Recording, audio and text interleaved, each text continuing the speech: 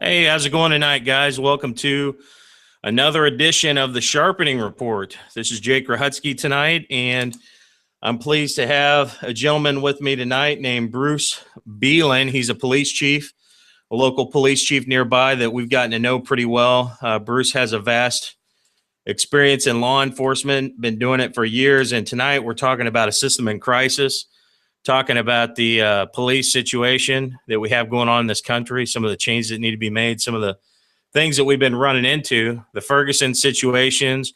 We're going to talk about some of Bruce's personal experiences. And I invite you guys tonight, when we're done here with the Sharpening Report, we'll be done probably 9:30ish, somewhere in there. We're going to go over at 10 p.m. tonight on Truth Frequency Radio. We're going to deal with some different topics. We're going to deal with a lot of Bruce's personal stories. It's going to be a really interesting show.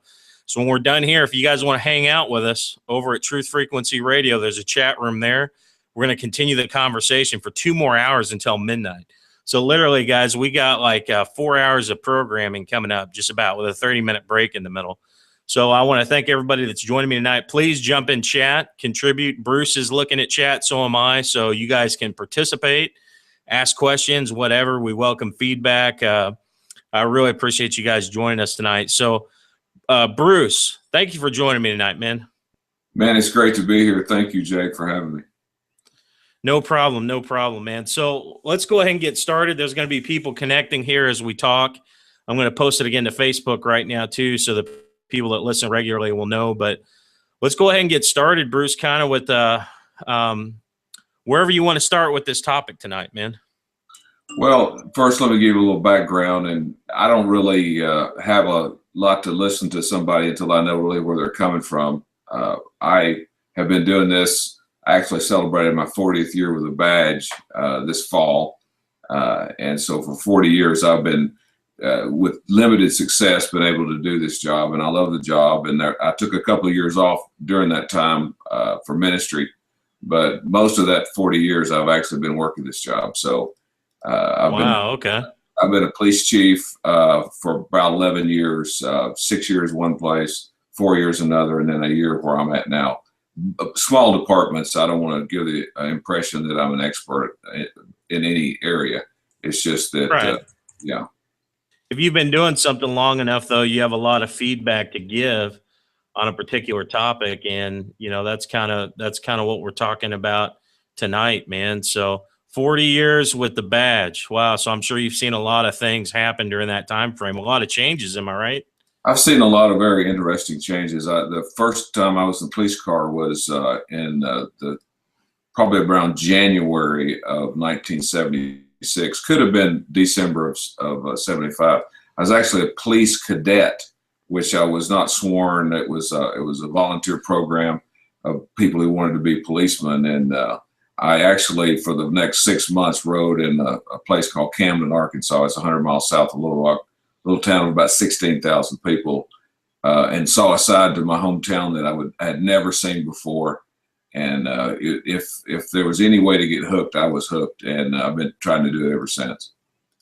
Yeah. So when you say seeing a different side of the hometown, I imagine seeing the element of the bad side of things of the town. Am I right? And I'm sure some good things too. Sure, but you're exactly right. Going back to those early days, I was, of course, just a volunteer for the first 6 months, and then I joined the military and went away for 8 years. Was in the Air Force Security Police and guarded a lot of aircraft, traveled around the world, worked some law enforcement, worked some cases there, a few, and then got out and went back to my hometown after 8 years in the military. So even during that time, there were some huge changes that happened. Yeah. So I'm guessing when you join the force, obviously you go to police academy, all that, to get the training, and then you get right into the job. Were you at all shocked or anything with the stuff you had to deal with, or were you fairly well expecting what you're going to have to deal with? No, I had been, of course, coming back from time to time when I come in on leave, and I would ride with the Camden PD. But what happened, there was kind of a one-word answer to that, was crack cocaine hit this would be Southwest or South Arkansas in the 80s. And I'm not saying it wasn't there before, but it hit it in a huge way, and it affected every level of society there. It was staggering what that drug did to that area, and has still really never recovered. Yeah. Wow. Well, when the cocaine epidemic hit, man, it hit all across the nation. And believe it or not, and it's not a popular topic, but I don't know if you're familiar with the Clinton Chronicles or not, but one of our former commander-in-chiefs supposedly had some operations going on there in Arkansas. In fact, the church that my parents went to for years, and they still go to, a lady had come to the church at one point in time, actually said that her husband was a highway trooper for the state of Arkansas, was good friends with Bill Clinton, and she found out that he was actually running stuff for the guy. And again, I know this is speculation, but man, it really was, and it's still an epidemic now. Is it still as bad as it used to be? I've been disconnected down there for over 20 years, so I don't feel qualified to talk on the level. I know the crime is way down from what it was in the 80s, but also half the population left the city limits. So we got close to 20,000 people. There was defense contracts and things going on. And I actually worked while I was down there those 8 years. I worked, of course, I worked patrol. Then I was a detective, and one of the first things that I worked as a detective there was a crack cocaine murder, where one drug dealer had killed another drug dealer and fled the state. And but that was the violence and the amount of theft that followed the crack cocaine was honestly, it was unbelievable. It was not fathomable to me that people would live like that. Yeah, and so is there anything common about that particular drug versus others? So, a distinct marker, like, I mean, I know drugs control people's lives and basically they head into a downward spiral, but cocaine, there's like a big mood shift and stuff. So you don't know what you're going to be dealing with that individual, right? It could be anything. I had a conversation day before yesterday with another police officer. We were at having a meeting, and of course we began to talk after the meeting, and we were trying to come up with a figure of if drug and alcohol use, abuse, addiction was not involved, what percentage of calls we would still have, not how many it would take off, right? Because it's such a huge percentage that I don't know. I came up with 75, 78% of the things we deal with. If you took away the drugs and alcohol, that we wouldn't even get that call. I mean, there's still going to be accidents. There's still going to be problems, but it's just a huge factor. And at that time in the middle 80s, the crack cocaine was totally out of control. And in the African American community, it was rampant. I mean, it was destroying their culture. And we were part of starting a drug task force. And when I say starting, I was just assigned by the chief to work with them as far as getting that established. And later, I actually worked for that drug task force, and I actually went undercover and bought cocaine, and that was an interesting experience. Well, I'm sure, man. I'm sure there's a lot of mistrust in those dealings and a lot of paranoia. I mean, anytime you add drugs to the mix, people are going to be on edge. Really interesting stuff. So I mean, obviously I know heroin came a little bit later. That's kind of the most destructive thing going on right now. Wouldn't you say is the heroin epidemic, or is it meth? Well, meth is still strong.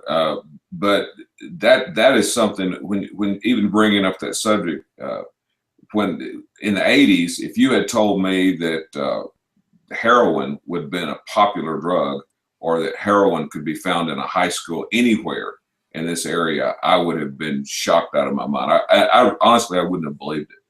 But somehow, and again, I'm not an expert, but somehow between the pill epidemic, the prescription drugs, and I guess heroin is cheaper, people are actually using that instead of some of the pills, and it's gained popularity. And we find needles like we used to find roach clips. You used to think, okay, you found it, and if you're familiar with what a roach clip is, but a clip you hold a marijuana cigarette with, and right.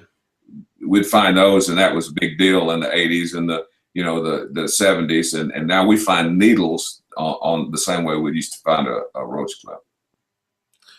Yeah, I'm sure, man. And marijuana is being legalized in many of the states now, which I'm kind of dumbfounded about this particular issue. A lot of people say it's a harmless drug. I totally disagree with the THC.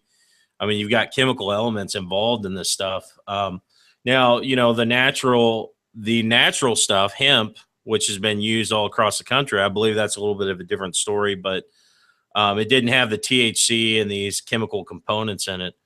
So, yeah, man, it's a lot of stuff I know to deal with. So you came on the force, you started coming in contact with this whole cocaine situation with everything going on. So what was the next challenge after that, man? Or take us in the progression of kind of some of the things that you've seen in the system. Well, first off, I had a meeting with the judge down there. He was retiring, and this is years ago, and he was retiring from the court down there that would hear the felony cases, and he was giving me the percentage that it had increased from his beginning. It was like 300 or 400 cases a year, and now was into 3,000 or 4,000 cases a year just because of the epidemic of felonies caused by this crack cocaine. Of course, part of it was the actual sale or use or possession of the drug, but a lot of it was just things that were caused by the thefts. I remember one weekend, Jake, and I was on call that weekend, and that's why I remember it. We had like 35 car break-ins, and that was back in the days when you had a radar detector, and they would put the radar detector in the window, and somebody would break the window and steal it. And then back in those days, they called a detective out, and we'd try to do the fingerprint and everything for that, because they were so rare back then, and it challenged the whole system. It challenged the medical system, and that's what this epidemic, and whether it's methamphetamine, whether it's heroin, whether it's prescription drugs, whether it's cocaine, it challenges every aspect. It's when in our church we have a recovery program, and as I talk to these men and women, as I go to their homes when I was a deputy sheriff in this county, and see what the drug addiction and what it's done, it's changed our whole culture. It has changed hardworking people into people who work hard to stay high, and whether it's by stealing or making drugs or selling their bodies or whatever they're doing. And it's not a victimless crime. Drugs, and again, there are people now who are saying because of that impact, we can't afford to enforce the laws that are on the books. So, and that, of course, that brings us into the next part of this thing is I left Arkansas. I came up here. It was Southwest Missouri was I actually, let me tell this story, and then this will kind of put things in context. In '93, I was riding around buying crack cocaine through the window of a car. We had a camera set up, and I'd go down, and all I really worked with street dealers. I don't want to over glorify this thing where I'm some kind of I was not deep undercover stuff. I had long hair and a beard, and I would go and have somebody with me that they possibly knew, or somebody that had bought cocaine or crack there before, and I was buying it through the window of the vehicle, and it was on tape, and I was on tape, and I was wired up, and so we did that for a while, and during that time we seized. That was back during the old seizure laws, and we seized vehicles, houses. I mean, we took everything. And anyway, one of the things that kind of pushed me to move out of that area was I had a young man, the crack dealer, knock on the front door of my house. My wife answered the door. My children are standing there, and I'm in the other room, and she says, honey, it's for you. And I walk around the corner, and here's this young man wanting to know how he could get his vehicle back. He was not there to hurt me. He was not there to, so I don't want to, make this sound more glamorous than it was, or more dangerous than it was. But the truth is that I stood there looking at that young man, realizing that how vulnerable, me and my family were. And that encouraged us to find maybe a little different line of work. And so I began to put in applications, and I was hired as the first full-time investigator in Nixa, Missouri, which is outside of Springfield, which at that time was a town of 5,000, which now is a town of 20,000. But I was hired at that point, and then went back from working undercover cocaine to working people stealing lumber and much simpler crimes, especially in the beginning. Yeah, no, I hear you, man. And I'm sure even today that police families are, I mean, they're still, if somebody wants to find somebody, they can find them. I think to have total anonymity and total security, I mean, you got to be someone that's protected by, like a political official or something like that. But yeah, it's definitely, I definitely get it, man. It's been a huge problem, and I mean, still is. So you were assigned to this task force. You dealt with all these situations with the drug scenarios and everything. So take us through the progression, man, of the next part of the system that you encountered, and maybe another one of the challenges that came up as we're moving forward. Eventually, I'd like to talk about Ferguson, which I know you do too. Sure. And some of the things that are going on today. But let's, we can discuss a little bit more about the past if you want, or we can go wherever you want with it, man. Well, let me tell you, what I've watched in Southwest Missouri, because I came here, it would have been 93, so you'll have to do the math. I'm going to say 23 years ago, 24 years ago. And Southwest Missouri at that time was extremely low crime. Springfield, the area of Springfield, and I've never lived in Springfield. Well, not for very long, but I've never worked in the town of Springfield. Always in the surrounding areas, smaller towns, smaller counties. But crime was, and don't get me wrong, there's always been crime here. There's always been bootlegging. But then I got here in time to kind of catch the brunt of the methamphetamine push, which again, methamphetamine, the first time I ever heard about methamphetamine, I was actually in Arkansas, and it was a lady called me and said somebody was draining the blood out of her feet in the middle of the night and putting it inside of her furniture. And that seemed to be an unusual call. And so for some reason, where I worked at that time, that's the kind of stuff they gave me. So I went in the car and went out and began to talk to this lady. And of course, she was hallucinating on methamphetamine. And that was my first experience with that. The Southwest Missouri, gradually, of course, we became the lab capital of the United States. Of course, independence, I guess, had us beat for a long time. I think at some point we took over that position. I'm not sure which. But I was on the board for the drug task force here. I never worked undercover here, but I was on the board here with the drug task force, and saw the statistics and saw the amazing, the devastation that it did to families, the economy, just people in this area. Methamphetamine eats people up. Well, in methamphetamine and pharmaceuticals in general, you have pharmakia, which is the Greek word for it, and the Bible actually even refers to it as sorcery. So I believe, Bruce, there's a strong spiritual element to these drugs. When people take them, I believe they open them up to, I believe they open themselves up to the spiritual realm in a heavy duty way. And I think some of these hallucinations are actually seeing things into the spiritual realm.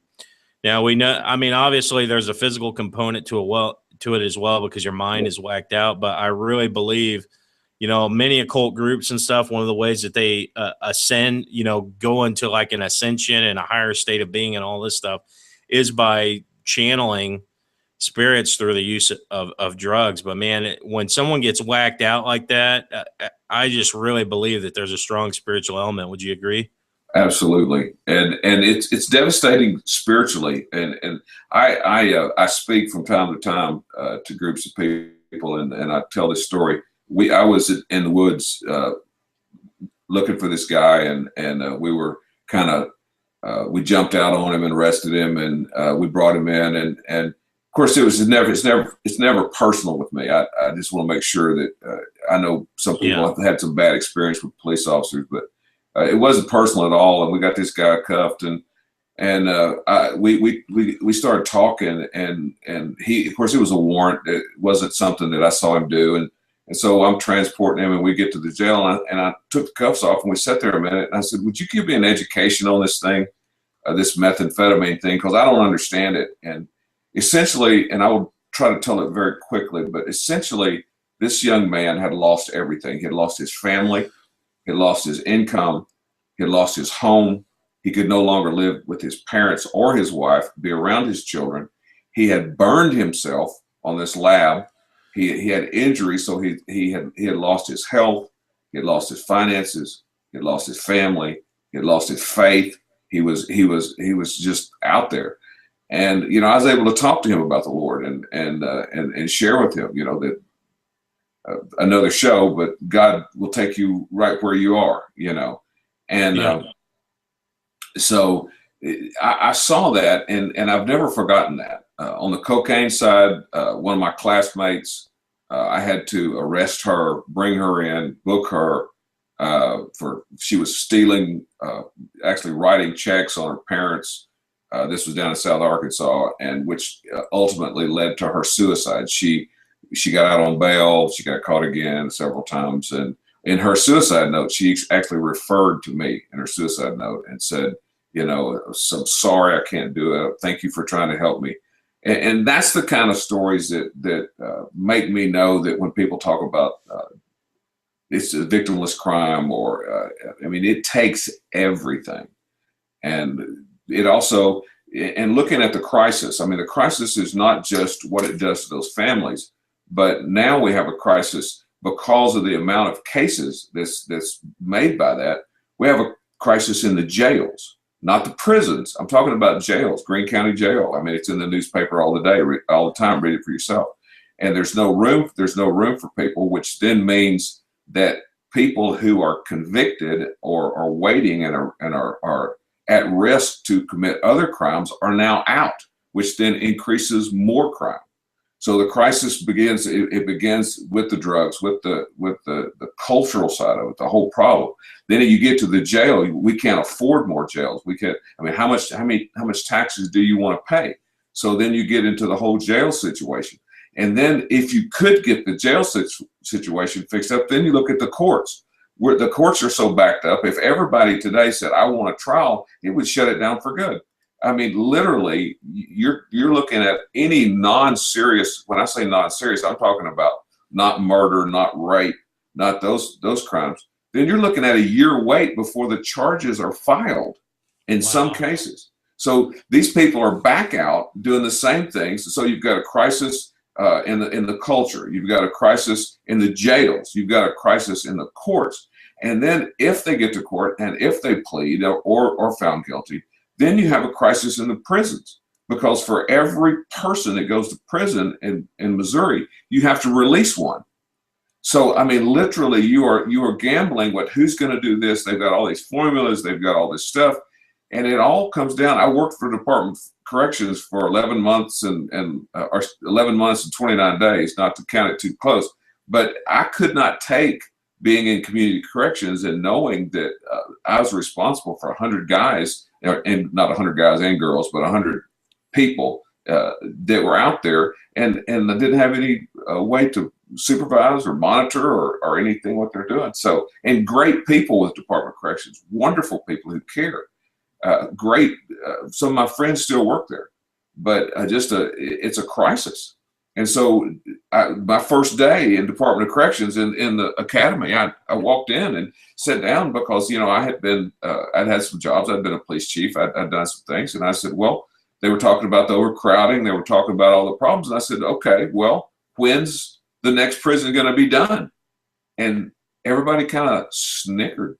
And the guy said, there's not only no more prisons coming, we're going to have less room for inmates. They're going to be shutting down some areas because of what it costs to run and for the financial side of it. So the crisis, it's a spiritual crisis. It's a family crisis. It's a financial crisis.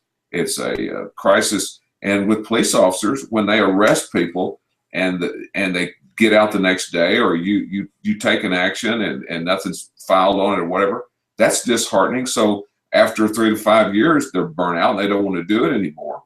And they can make more money doing other stuff. So then we can't recruit police officers. Right. So it is a crisis that it is not a simple situation. Yeah. I'm going to go ahead and take a couple of these questions from the chat because we promised everybody we would, and I want to get to all the stuff you guys are asking. The last couple questions I'm seeing here, we'll address those first. Hedge is asking, he said, ask how much drug trafficking is gang related. Like, do you know? And I'm sure it's going to vary area to area. Like in LA, it's going to be much different than it would be, say, like Missouri. Absolutely. Well, two things.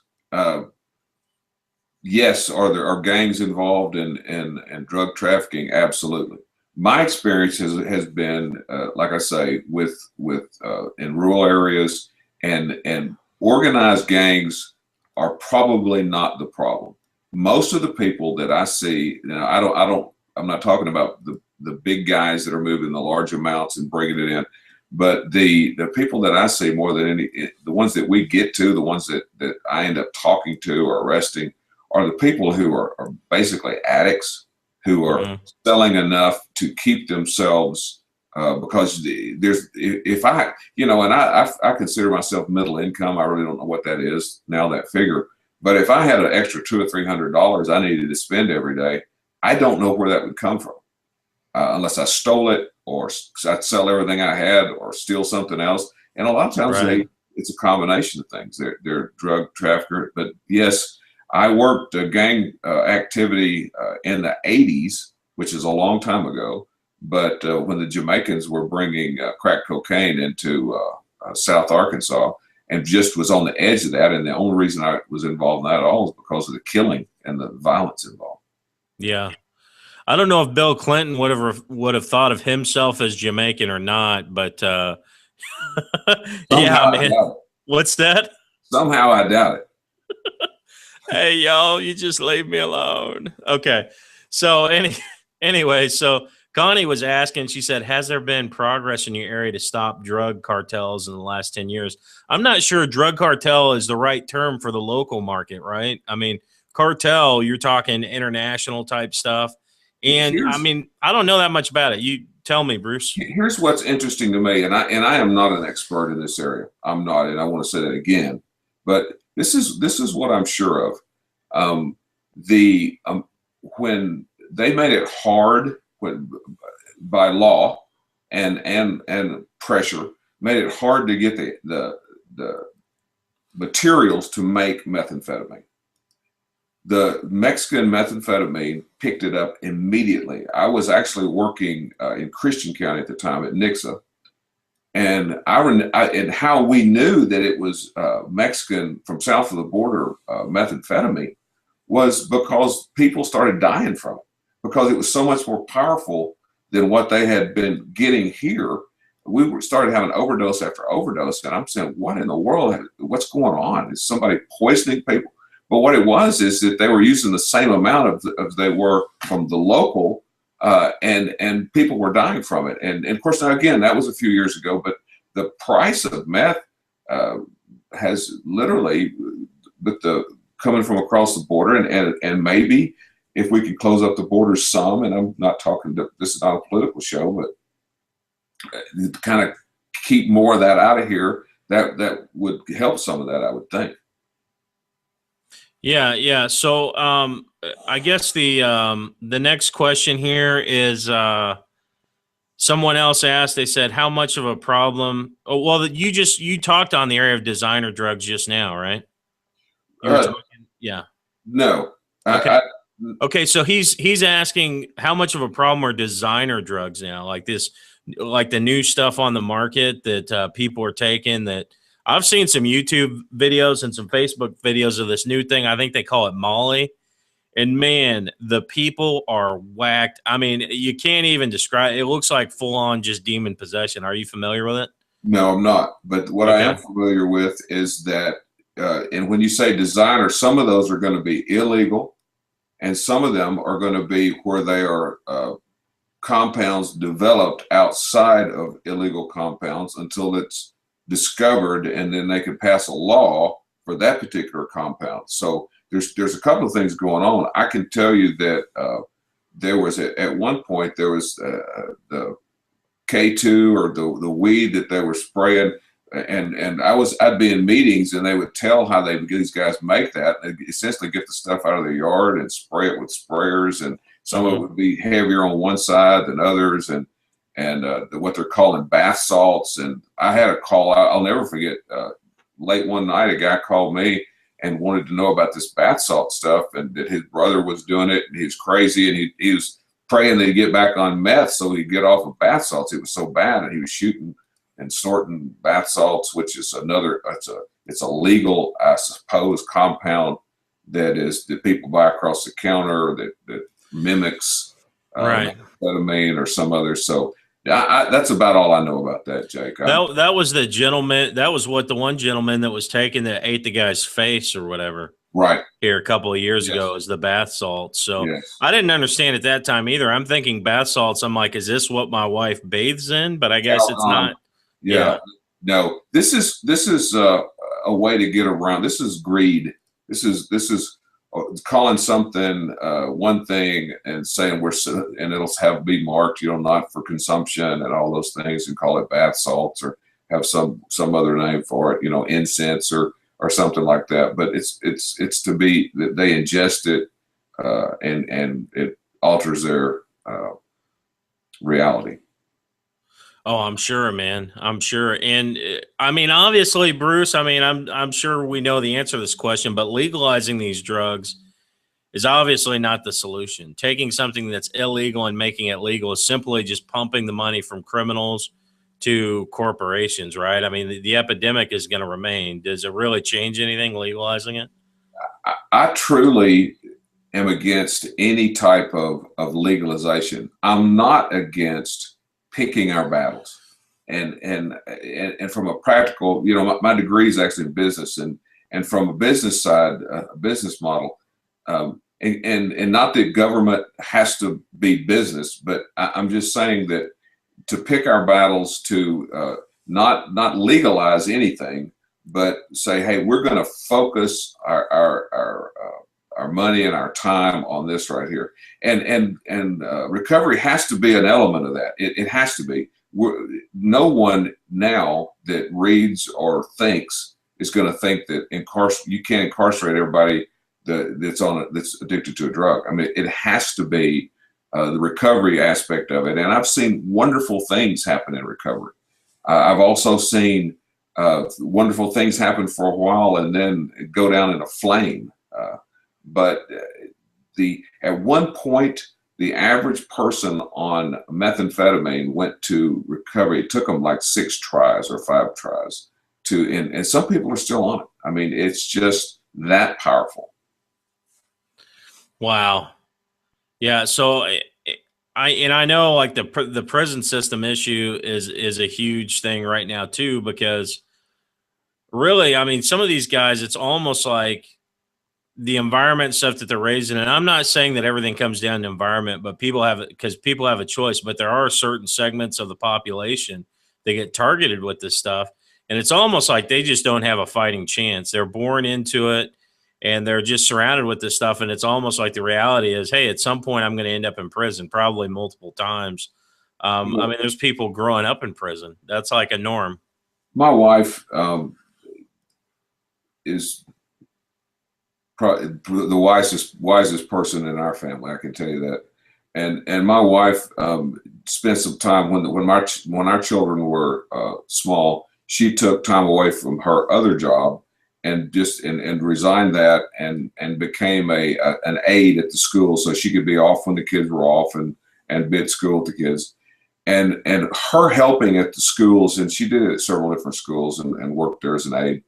But her coming home and telling the stories of these children and what we ended up coming to the conclusion was that if we had been in those children's situations where our parents didn't care if we did our homework, we didn't care if they got anything to eat, they didn't care if they had not any kind of clean clothes to wear, didn't care about what they did as long as they stayed out of their hair so they could use their drugs, then we would have grown up differently than we did.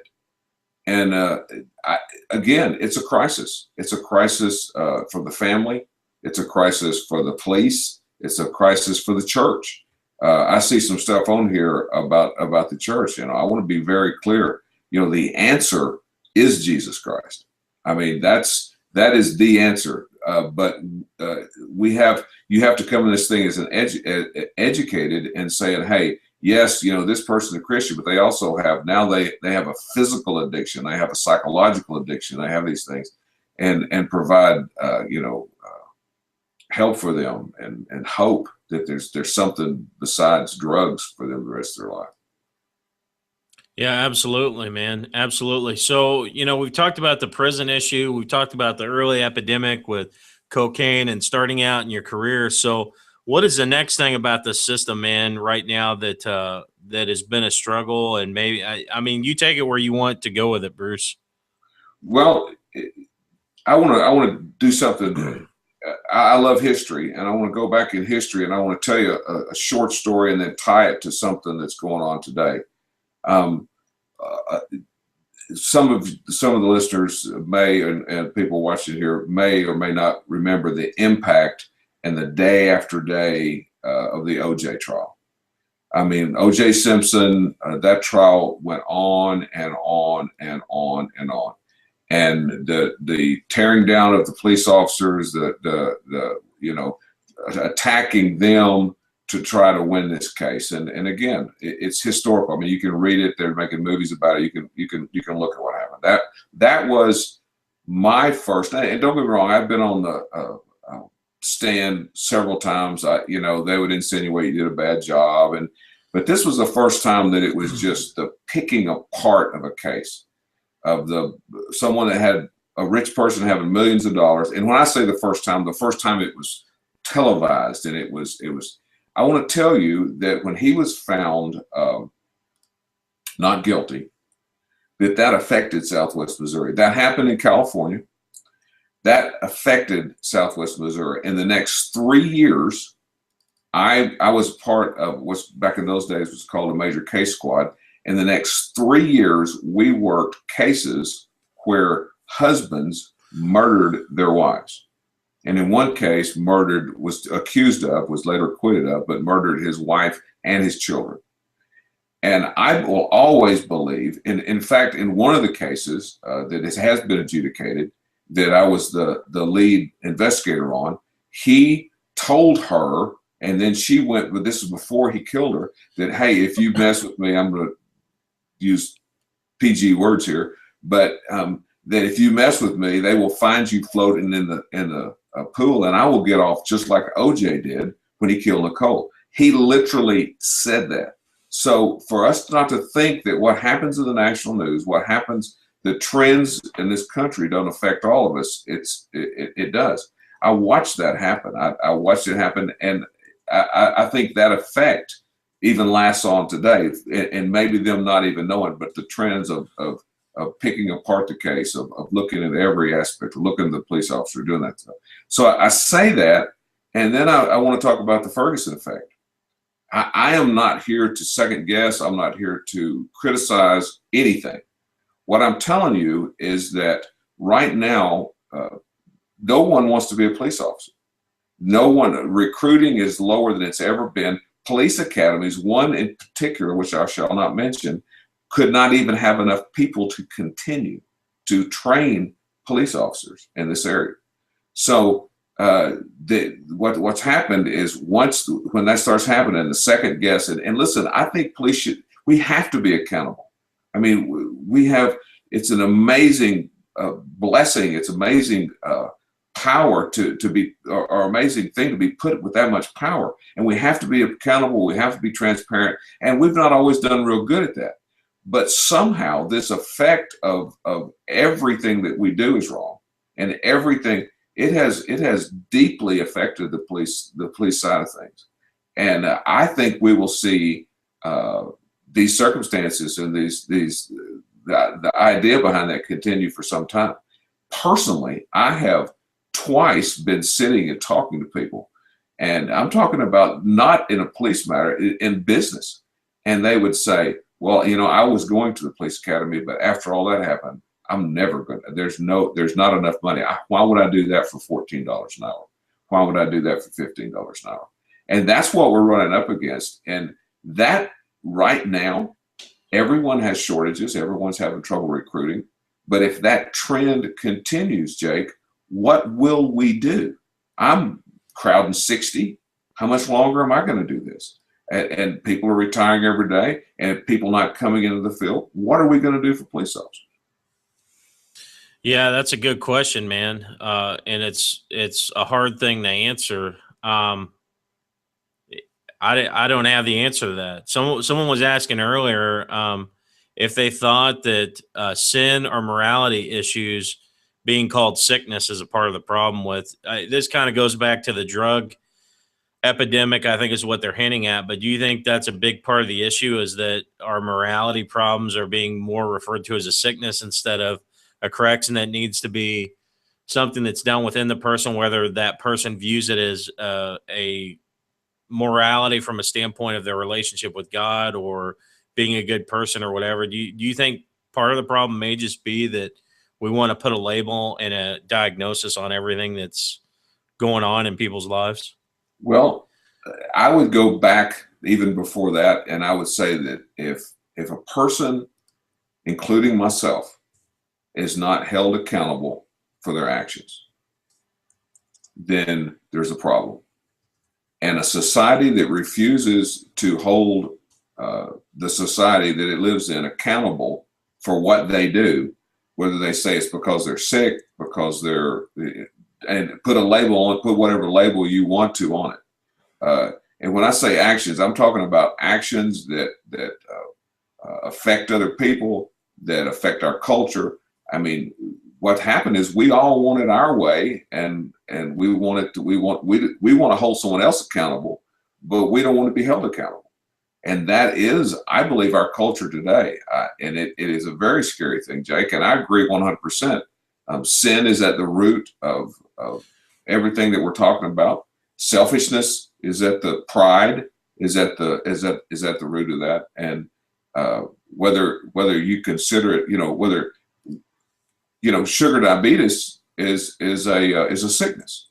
It is, but in many cases, it's caused by the actions of the person. Now that we're seeing the huge amount of sugar diabetes, and it's caused by the actions of the people. So is it a sickness or is it a choice? You see where I'm going with this? And drugs are the same way. I mean, and yes, some people have more of a propensity. I would say they probably do.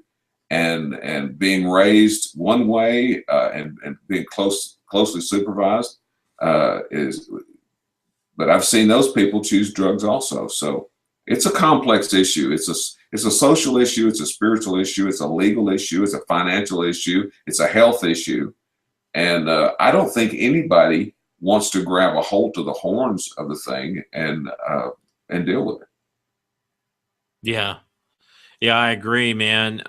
It's just wild. So going back to some of the more recent things that have happened, we know this Ferguson issue just broke out recently, the Black Lives Matter movement, and many people in the community went to rioting and destroying their own local community over what is perceived to be a racial profiling problem within police departments and stuff. And I think Ferguson, my speculation on it, Bruce, is that Ferguson was another game changer for the police department that shifted all the rules all over again. Is that right? Here's what I can speculate, but let me tell you what I'm sure of. Okay. This is what I'm sure of. Prior to that, the amount of people coming into our field, first, let's just talk about that, we were already in trouble. And that was almost like driving the death nail into the whole recruiting process. And again, we've struggled before. We've been close, but this seemed to do something on a level that the morale that you see when you see that kind of stuff. I mean, there are more attacks. There are more, and statistically, I think that's going to bear that out. I think, and there is a problem there. Listen, we do need to be transparent. We do need to be accountable. We need to try to do things better. We need to use less lethal. We need to do everything that that we can. But sometimes people suffer from the consequences of the things that they do. Yeah. And then to hold the police to that standard. And I'm all about having a conversation. I mean, I'm a certified police trainer. I've been training since 1990, actually since 1988. I don't train on everything, but as we look at that, I mean, I'm all about information and what causes things to happen and de-escalation and all that. And we may have failed somewhere along the way in our teaching, and no doubt about it. But this picture of this large scale idea that we want to hurt people, it's for a person like me that spent their career doing this and tries very hard to treat people the way that I would want to be treated. I treat everybody like I would treat my sister or my brother. I mean, to the very best I can. It's disheartening. Yeah, and you know what I saw with the Ferguson situation was that you have the entire community coming out defending someone who, in reality, that person did some things wrong. It wasn't just somebody walking down the street that the police just said, "Hey, let's give this guy a rough time." You're talking about people who had committed crimes, people who, when they engaged with the police, didn't obey. And I think the mentality is that because we have rights, that it's the responsibility of the police to just handle you with kid gloves, regardless on what you do, almost like entitlement, right? Like I can run from you, I can do whatever I want to you, and then I expect you to maintain a safe environment for me.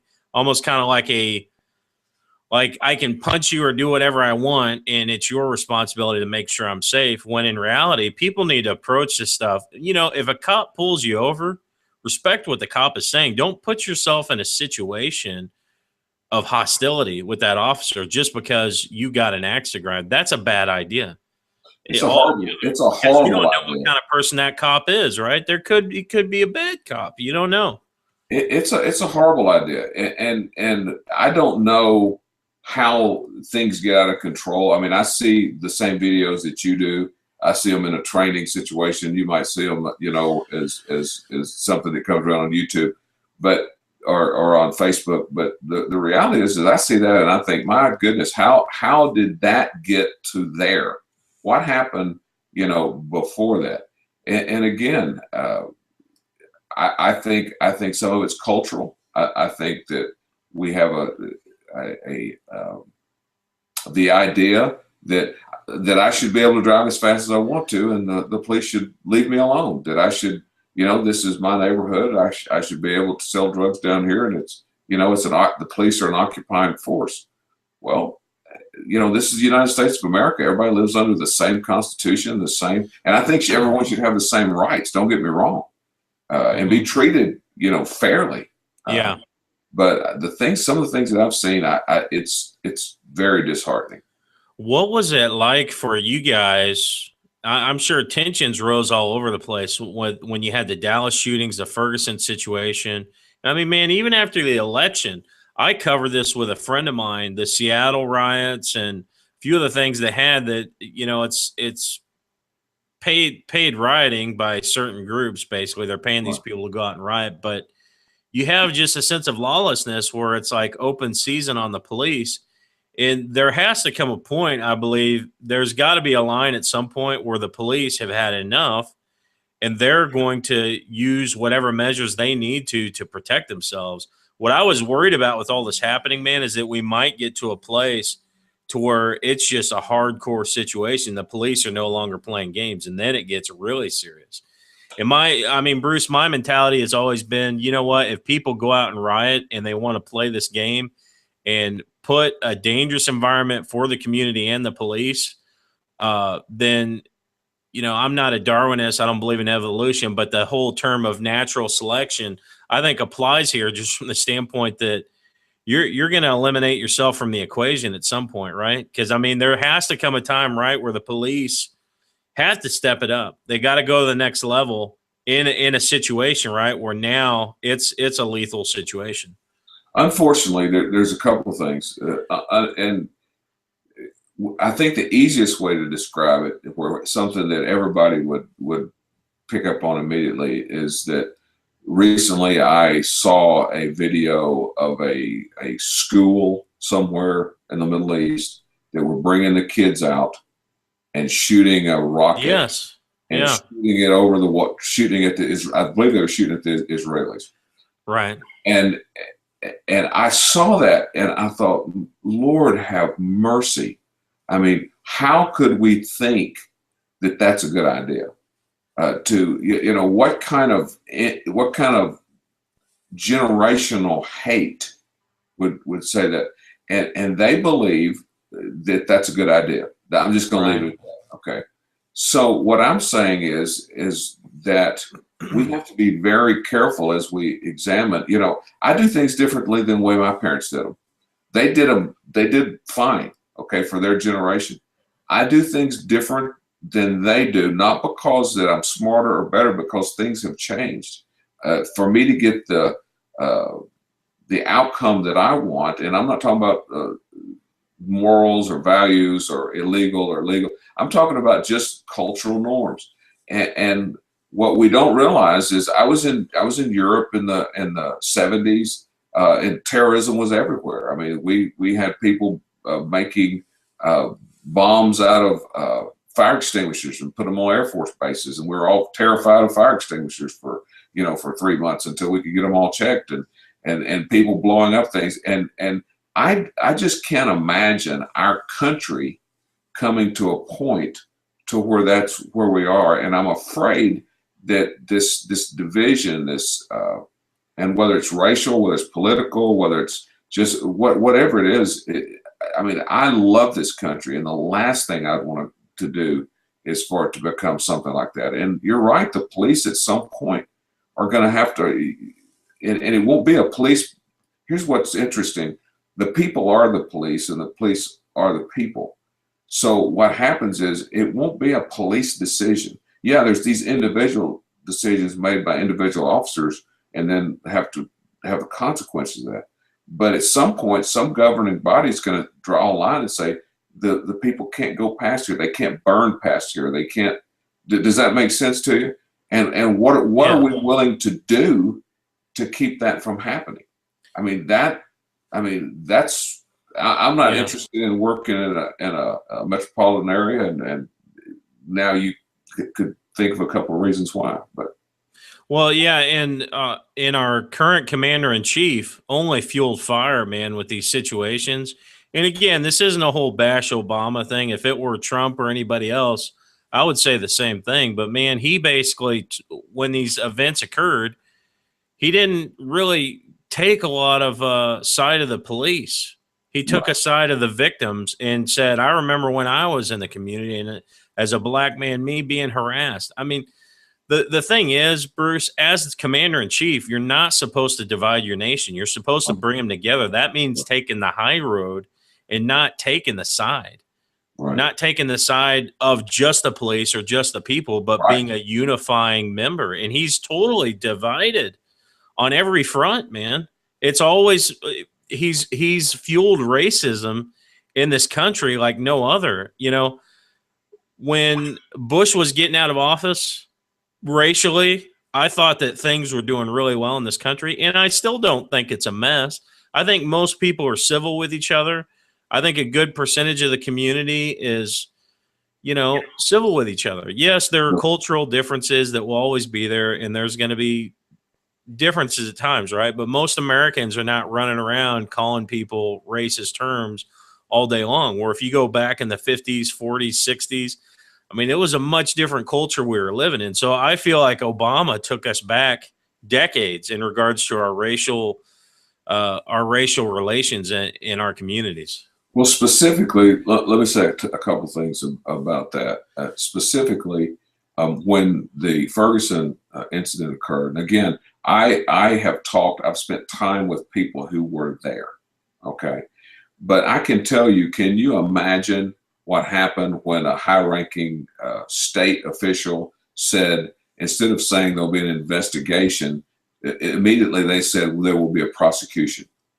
I mean, if any of us had done that, If anybody had said, well, they would have had a fit.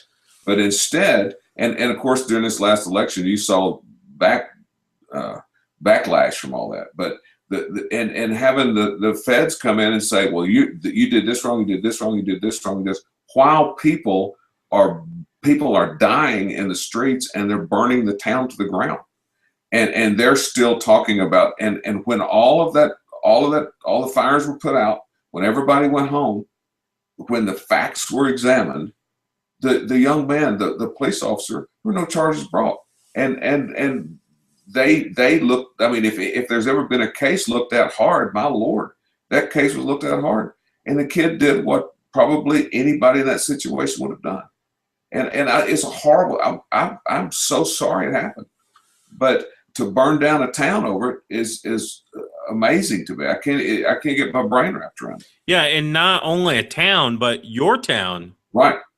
That's just it baffles the mind, right? So the older mentality would be, let's go to this other guy's town that caused the problem and destroy that town, but we're going to protect our community. No, it's like every man for himself. It's like, let me burn down the place that I go to get my hair cut every week because I'm angry at racial. It's not rational, man. It's a psyop. It really is. Let's move it. Let's move it away from anything to do with any color for a minute. And let me. Sure. Yeah. Talking about a crisis. And guys, this is, and I just want to clarify, guys, this is not about, I'm not picking one side or the other over color. We're just been talking about the issue with the Ferguson situation, but go ahead, Bruce. No, what I want to show you the first cousin to how you get to there. Okay. Yeah. For 2 years, I worked for an organization that what we did is we worked fraud in the welfare department of this state, Missouri. And while the first conference or the first yearly annual meeting that I went to, we went to Jeff City, we're sitting down there, and the person that's in charge or of that district federally, and I worked for the state, I didn't work for this person. They got up and said, talking about food stamps, what they used to be called, now they're called SNAP. They said the SNAP benefits have a less than 2% fraud rate. They have less than 2% in other words, 98% of the people that are on that program, they're properly on that program and they're using that for the food that they need. That's what. Now that's not the words they use, but they said there's just no fraud in it. 98%. I wish any program you could say 98%, but this ill-informed person stood up and said that. And I'm standing there looking at these people, and we're the ones who are tasked with doing something about this, supposedly. And so I after they were done talking and after our food came, because it was to eat, of course, and I'm looking around and said, what are they, does she believe that's true? I mean, is it possible that they're so naive that they think that's true? And they said, and one of the attorneys there said, it may be the data that she's getting. She may be she may be absolutely saying the data. And where I'm going with this is this. We had like 15 counties that we worked. And on the day after the EBT card comes out with the SNAP benefits on it, you'd be standing by a grocery store and someone would come up to you and say, do you want to buy some of these? $2 for $1, 2 to 1. And they would take the cash then and go buy drugs or buy cigarettes or buy whatever they wanted to. And you go in and use their EBT card with their code or whatever, and then come back and bring it back to them. It was rampant. It was everywhere. People would come to me wanting food. We need food. I'd say, well, why don't you get $600 a month in EBT? Why? And they said, well, my boyfriend has traded that for drugs, and now me and the kids don't have anything to eat. And so, wow. Oh, and listen, those cases aren't worked. Those cases, and don't get me wrong, there's some of them that get worked, but there's no money at all put toward working that and dealing with that issue. And that's just one program. So you've got people who have the mentality that the government is going to give me this. I can do whatever I want to with it. And again, I am not down on the poor. I'm not down on anybody. I'm just saying that, and the elderly, I would try to get them benefits and would be unable to get them SNAP benefits. So I'm just telling you that the system, it's in crisis. It's in crisis. The government, the federal system of help, and people need help. Yeah. I want people to get help.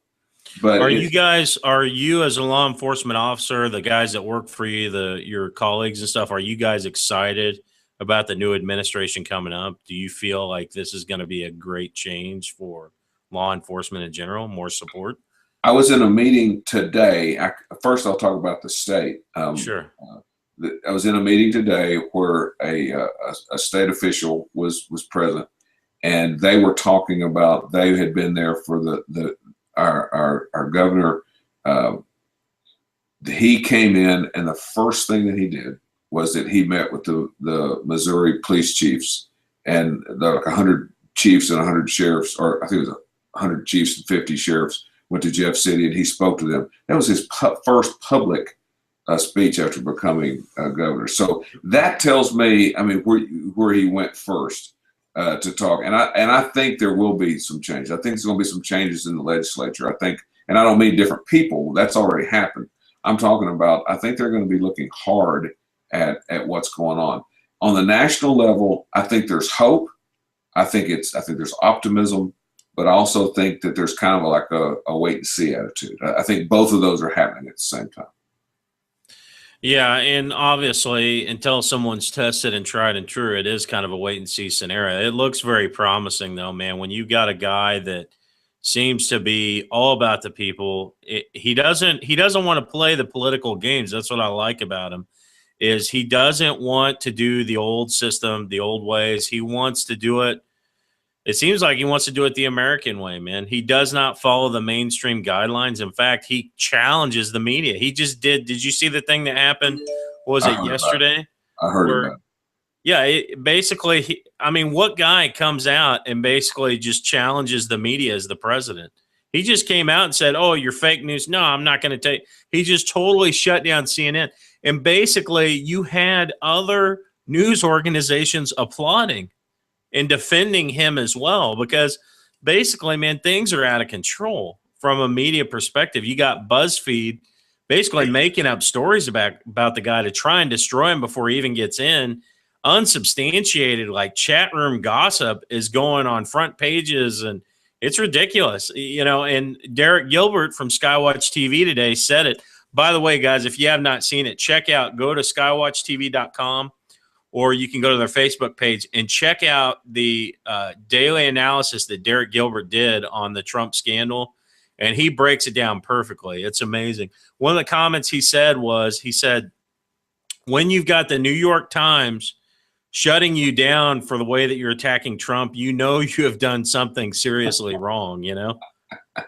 I thought it was brilliant. It's true. I mean, since when has the New York Times been like, you guys are out of control, false flag, you know, type reporting against someone who they totally disagree with, right?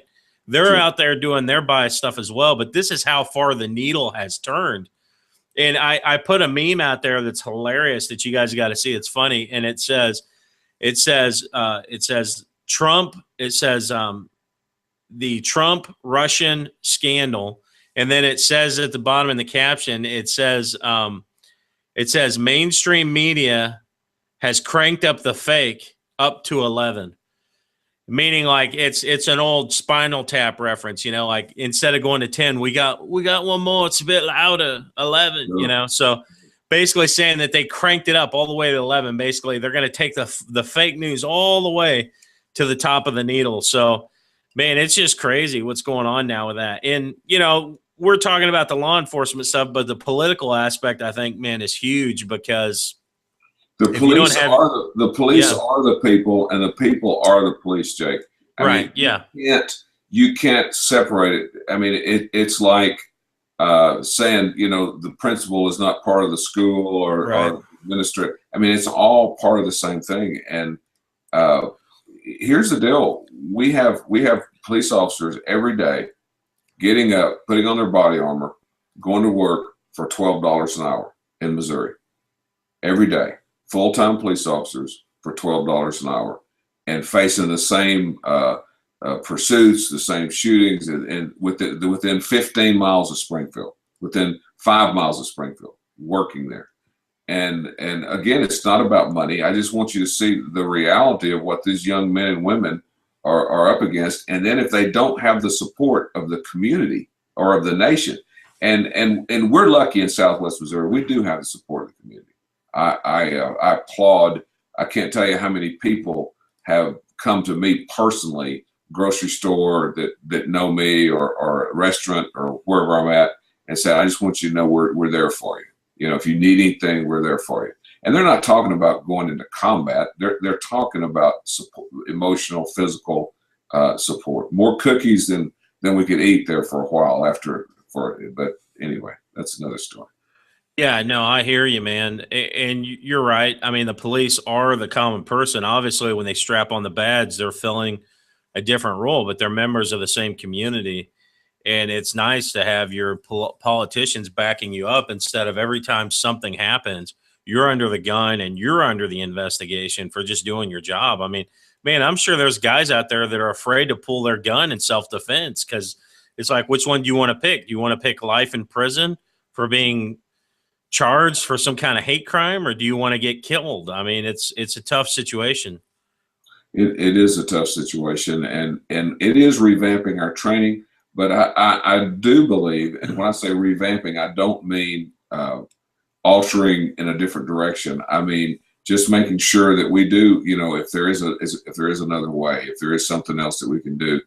But what I look to happen is there's going to be some consequences to be paid for that, and I hate that, but I believe there will be consequences. I think you're already seeing it as the numbers of police deaths are going to continue to rise. And again, I don't represent all police officers or all police departments or all sheriffs or Yeah. sheriff's office. I'm just saying that for me, I know that it's a responsibility that most of us do not sit around thinking about, oh man, you know, I hope there's some gunfight or there's something. I mean, that's the crazy person. I mean, nobody wants that. Yeah. So there's a few more questions in the chat room tonight that I want to get to, and some of it's backtracking a little bit, but someone asked, they said, you talked about the trend of abusers killing their victims and getting away with it. And they're saying, has there been an improvement since to protect the victims and their family? Like, has this situation of how we deal with abusers, has this gotten better? Is it the same or is it worse? I think there's a couple of things that are better. I think that we, and some of that has come by, and I'm going back years, but I remember the first domestic violence calls that I worked as an officer and how I was trained to work them versus the way we're trained to work them now. I worked for a county not too far from here. I worked all the domestic violence in that county, was assigned to that as an investigator for about 2 years, maybe 2.5 years. And what we saw is statistically, number one, is that it was almost like we were working ourselves into another position, because what we thought would happen if we started working these cases better, and getting more arrests and more things done by them, we thought there would be less calls. What we found out is there were less calls with those people. But what happened instead was that once we started actually caring about domestic violence and we cared about victims, then what happened, more people came out of the shadows and said, hey, I'm being beaten also. I was sexually assaulted at this point. And so our call load actually went through the roof, and we had to reevaluate our goals because one of our goals, it was on a grant, and a federal grant, and we had to say, okay, we're going places we've not been before. And so do I think we do a better job? Yes. Do I think that it's pitiful the way victims are treated in this country? Yes, I do. I still think we have a long ways to go, even with the advocates that we have. You know, I have testified, unfortunately, in sexual cases of children, have a subpoena that's still out pending about one of those that I worked a year or so ago. But the reality is as we look at those, is there the help that they need? Sometimes there is, and sometimes there isn't. Sometimes in the rural areas, there's not the advocates, there's not the counseling, they're not, and if they're poor, they're not taken care of like they should be. Yeah, another person asked, they said, they're asking if you could comment on like the rioting problem in Ferguson. Do you think it was related to the media fueling the riots? I mean, do you think that plays a part of it? I think that we live in a different world than we did even 10 years ago. And my understanding about how that riot, how the personnel were reached to participate in that, it was a social media event. It was almost like and I don't have a lot to compare it to, so forgive me. I'm probably dated in my references, but where at some point, a bunch of people would meet at a mall and then sing a song in a mall, and they would tape it. Do you remember that? And it would flash dance, like a flash mob. Yeah, flash mob. Okay, that my understanding is, and this is from people who studied it. This is from people who are teaching classes on it. That thing was run like that. It was a social media event, and people were coming from everywhere to participate, to be a part of that. I understand part of that. I understand people having frustrations about their lives, or frustrations about and wanting to do something better.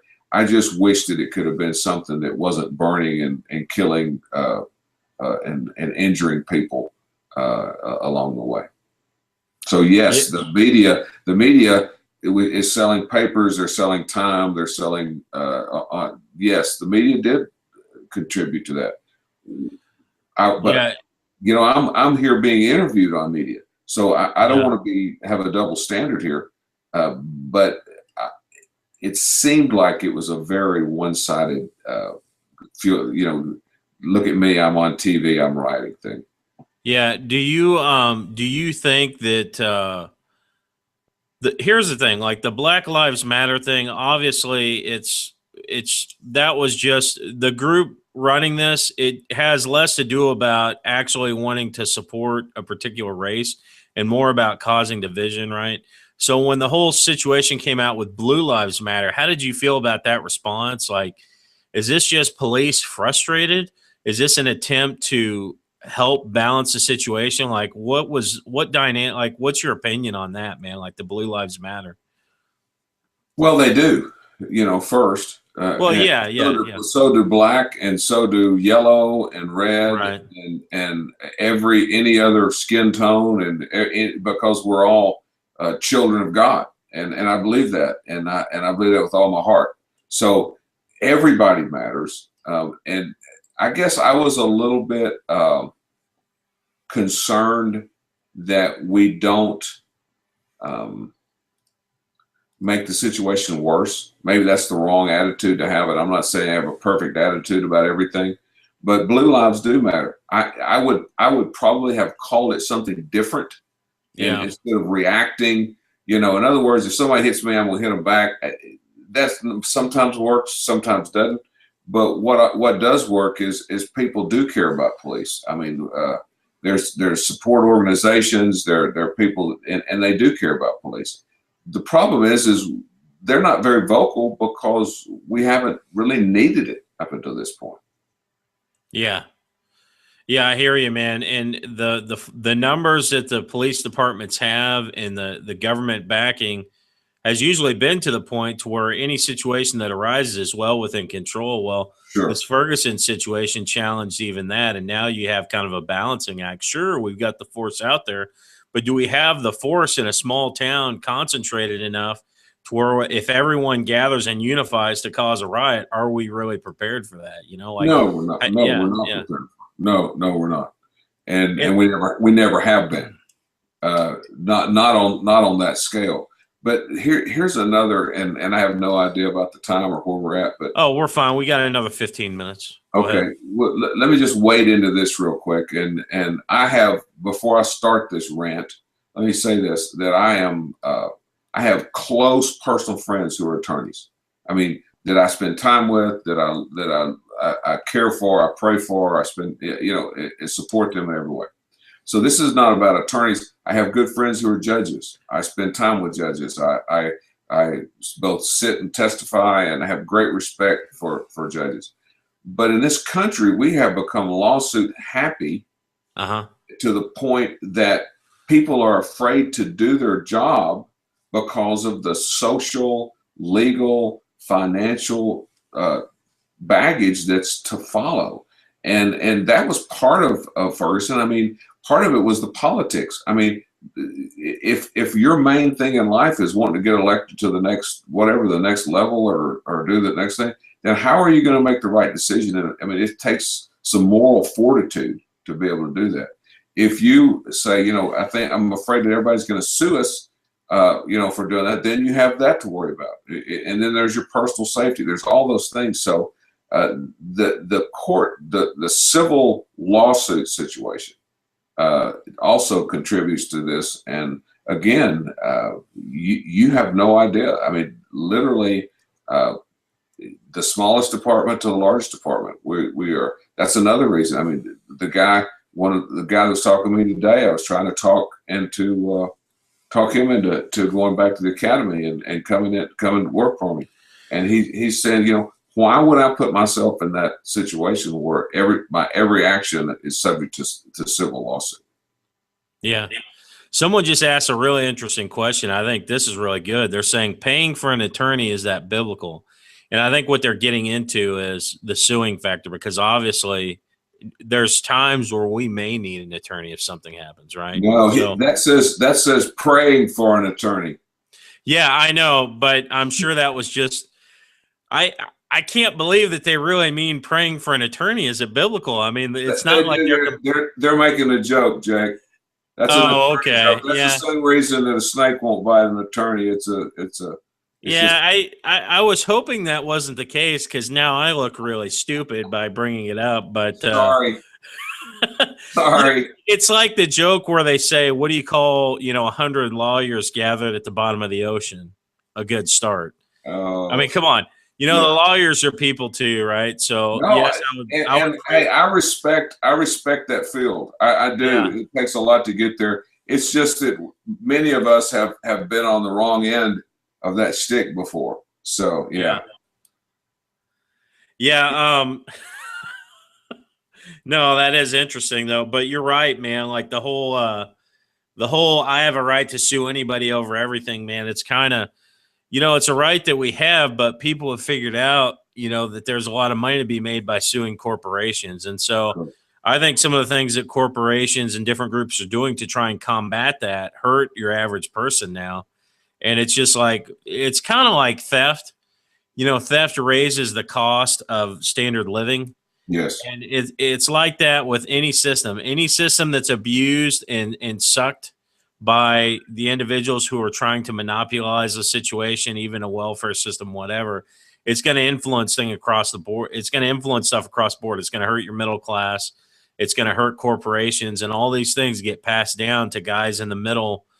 Really, guys in the middle are the ones that pay for a lot of this stuff. Yes. The middle class gets hit, I think, the hardest, because the corporations pass those costs down, and the lower wage individuals are usually the ones abusing the system. So I have been shocked in the last 15 years about how the whole tide has changed as far as, you're talking about thefts, and used to, anytime somebody did something like that, they wanted them prosecuted, they wanted them kicked out of the store, they wanted, at some point we had judges having them carry signs out in front of the store. I stole from this store. I don't know if you remember any of that.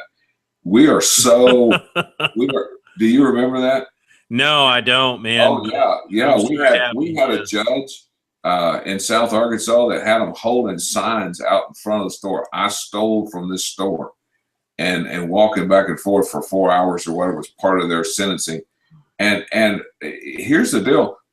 They don't even stop. In many cases, they're afraid to even talk to anybody if they are stealing, because of the civil liability of it, of the whole thing. So yeah, it's swung way the wrong way, I think, there. And you have to provide safety safety elements in your place so that if the burglar falls through the skylight and cuts himself on glass, you don't get sued for, you didn't provide a safe way for him to break into your facility. It's ridiculous, man. There was actually a burglar that sued over that and won a case.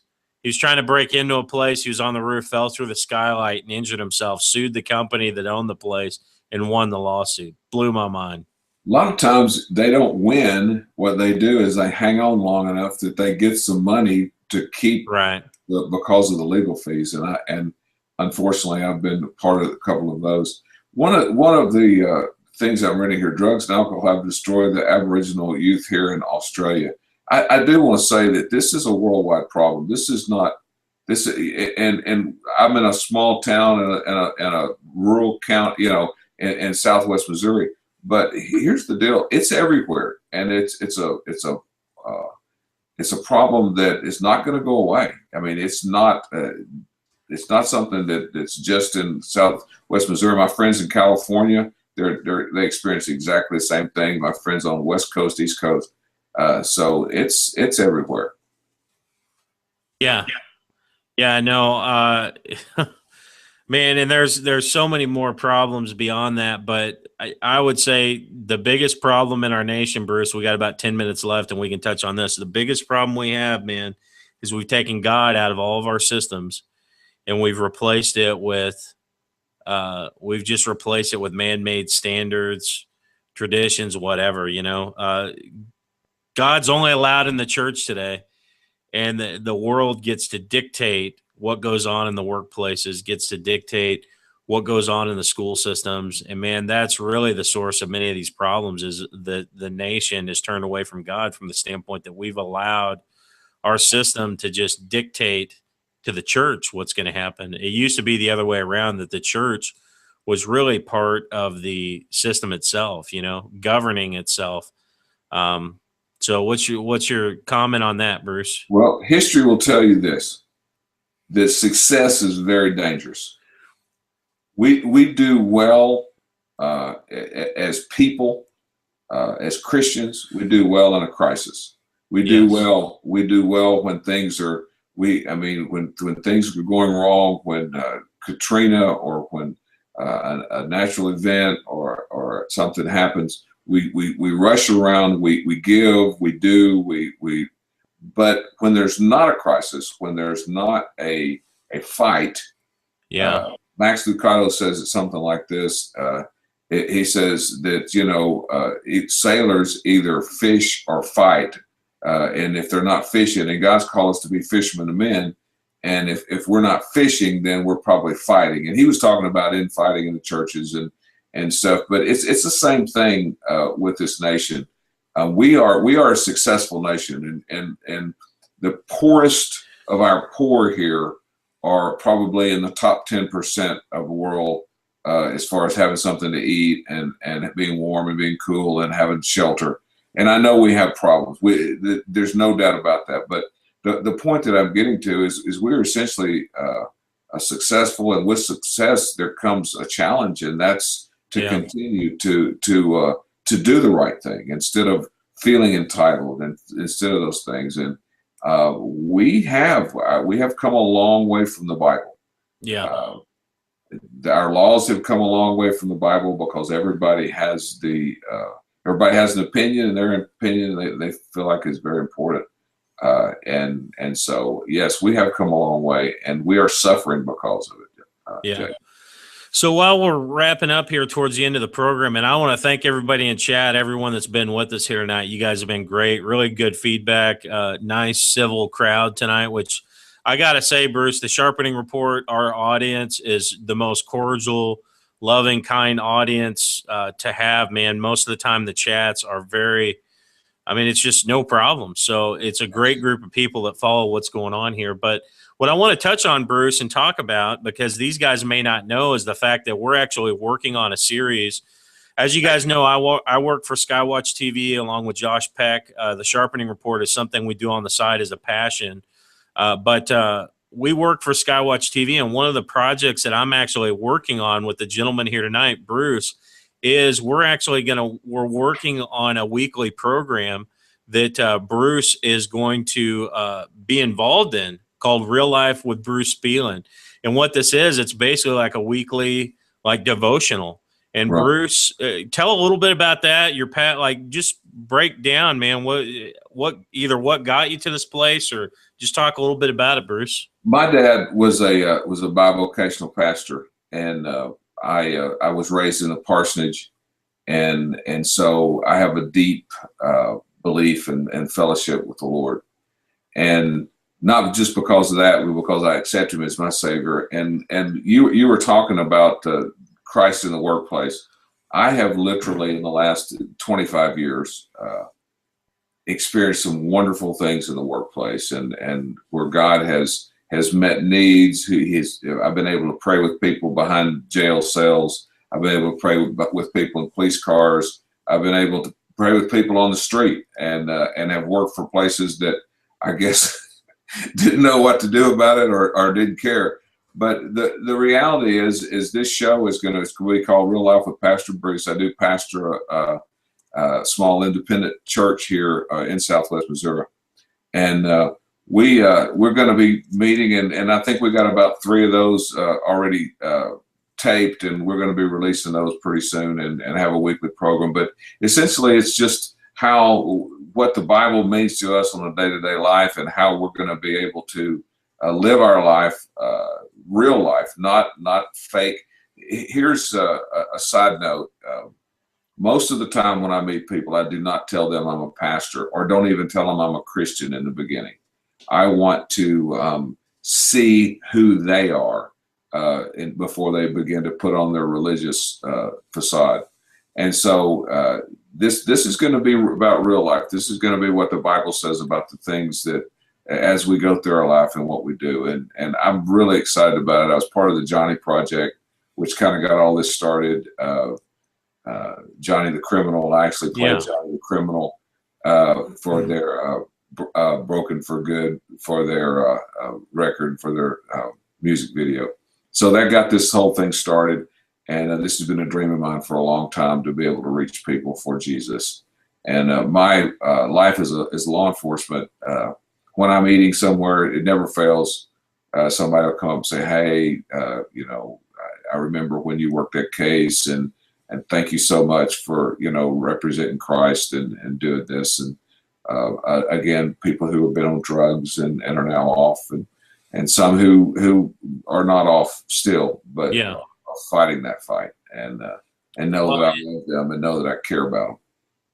And I'm excited about it too, Bruce. And I can tell you guys, Bruce is a passionate guy, really led of the Spirit. And when he teaches and preaches, it comes forth with power. This is not glorifying Bruce, but glorifying our Heavenly Father. You guys are in for a treat, just from the standpoint that you've got someone who's willing to be used by the Lord. And it's going to be a good word that comes forth every week, an encouraging word. And man, I think, Bruce, people want the power of God. They want that.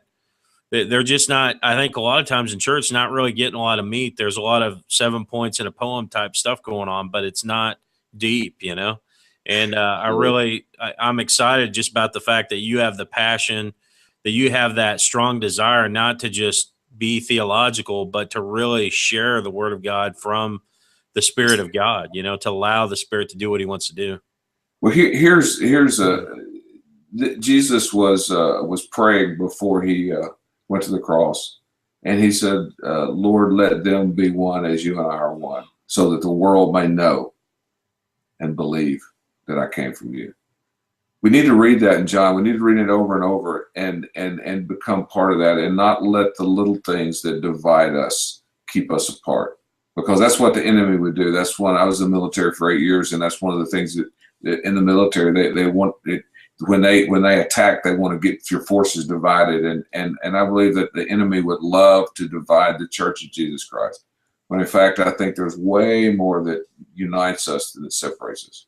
So I am excited about the chance just to put what I'm going to call raw Jesus out there to people, and His love, His grace, His mercy, and then surround that with some solid biblical principles and some things that people can do. What do I do now? Well, let's do this.